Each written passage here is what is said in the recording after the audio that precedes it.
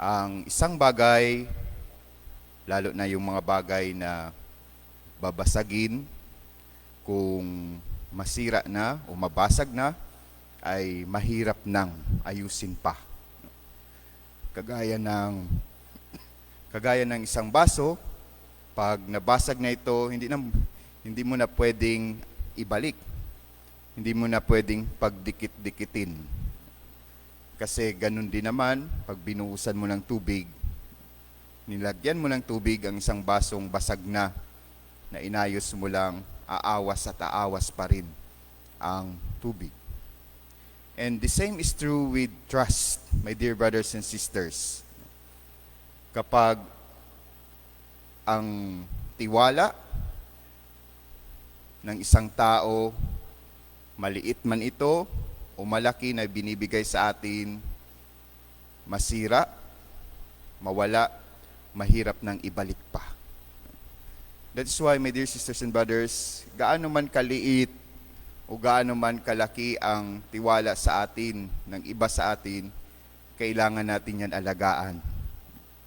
Otherwise, kailanman hindi na ito maibalik sa atin. Mga kapatid, ito po ang pinupunto din sa atin ng ating Panginoong Jesucristo sa araw na ito. Ito po ngayon ang itinuturo sa atin ng ating Panginoong Jesucristo. Kung hindi tayo mapagkatiwalaan sa maliit na bagay, hindi rin tayo mapagkatiwalaan sa malaking bagay. The person who is not trustworthy with dishonest wealth is not trustworthy in great ones. The person who is trustworthy in very small matters is also trustworthy in great ones. Kaya nga, my dear brothers and sisters, the ultimate test of being trustworthy starts with the very small things. Diyan nagsisimula kung kaya natin tayo pagkatiwalaan sa maliit na bagay. Mga kapatid, our gospel reading today, our readings today, teach us, remind us that what we have in our lives is just entrusted to us by God. Yaman man ito, talino, lakas, inintrust lang sa atin yan ng Diyos. Kahit na ang ating mga talento, we have been entrusted by God with all of these things.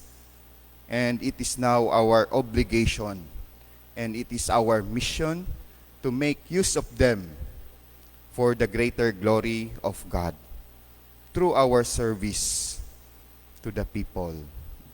In other words, my dear brothers and sisters, we are just stewards of all these things. Katiwala lang tayo lahat ng ibinigay sa atin ng Diyos. That is why, once mawala ito sa ating kaisipan, once na hindi ito maging klaro sa atin, that is the beginning of our downfall. Diyan papasok ang kasakiman.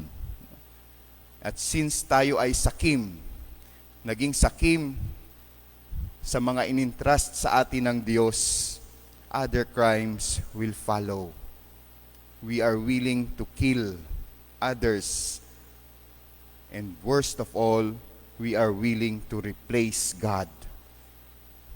Tayo na ang nagiging Diyos. In fact, tayo na ang nagiging slave ng ating mga yaman, hindi tayo ang nagiging master. You know, my dear brothers and sisters, meron akong minisahan, group of businessmen and women sila. Dito lang somewhere in Makati. Pero hindi naman sila big time na mga businessmen na kilala natin. May-ari ng mall or ano. Mga small, mga low-key lang na businessmen. And then, nagmisa ako. After ko ng misa, in-invite ako nila sa reception. Doon sa venue, may paraffle sila. Ang mga organizer man ng mga businessman, nag-ask sila ng contributions, money. Sabi nila sa akin, yung group naka-table ko na organizer, na siya ang nag-organize ng event na yon. Sabi niya sa akin, Father, lahat po ng nalikom namin dito na salapi, lahat po ng proceeds, mapupunta po ito sa charity. Palagi na namin ito ginagawa. Tulong namin sa mga orphanage, ang mga beneficiaries nito mapupunta din sa mga scholars na pinapaaral namin. You know, my dear brothers and sisters, sabi ko sa kanila, thank you po. No? Sapagkat naalala nyo, natutulungan nyo through this event ang mga kapuspalad nating kapatid. And you know, simula noon, nawala na yung misconception ko sa mga businessmen, businesswomen. Akala ko dati kasi yung mga businessmen, busy lang sila palagi sa pagpapayaman, walang charity works, gusto lang nila kabig ng kabig. But simula noon, nung nakita ko yun, na witness ko, hindi naman pala lahat. So seeing their lives in the lens of this gospel text, my dear brothers and sisters, I will not be surprised, or we should not be surprised kung all the more sila binibigyan ng Diyos, all the more binibless sila ng Diyos with wealth. No? Kasi nakakatulong naman. Kasi lahat na inintrust sa kanila na wealth sa kanilang business, na binigay sa kanila ng Diyos, nagagamit nila for the greater glory of God. On the contrary, my dear brothers and sisters, kung tayo mahirap na, when we see ourselves poor or hindi man poor, sabihin na natin middle class lang tayo at hindi pa tayo mapagkatiwalaan, trahedya po yan. Mahirap na nga tayo at hindi pa tayo mapagkatiwalaan, walang-wala na. That is why, my dear brothers and sisters, ang turo ng ating Panginoong Jesucristo ngayong araw na ito is very logical. Kung hindi ka mapagkatiwalaan sa maliit na bagay, hindi ka rin mapagkatiwalaan sa malaking bagay. Mga kapatid, narinig natin sa ating first reading, lahat ng binanggit doon ni Saint Paul, sila Priscilla, lahat ng mga tao doon, mga collaborators po yun ni Saint Paul. And according to some Bible scholars, sabi ng mga Bible scholars, yung mga taong yon ay mga well-off persons. May mga resources sila, mayayaman. No? But they shared their resources to Saint Paul for the propagation, for the proclamation of the gospel, for the building up of the kingdom of God. So, they must have known, they must have realized na lahat ng resources nila doon sa mga collaborators ni Saint Paul, they are just means in order for them to obtain their true wealth, eternal life.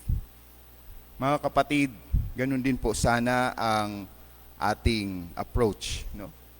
Whatever we have, no? What we have in life is just entrusted to us by God. Maliit man ito o malaki.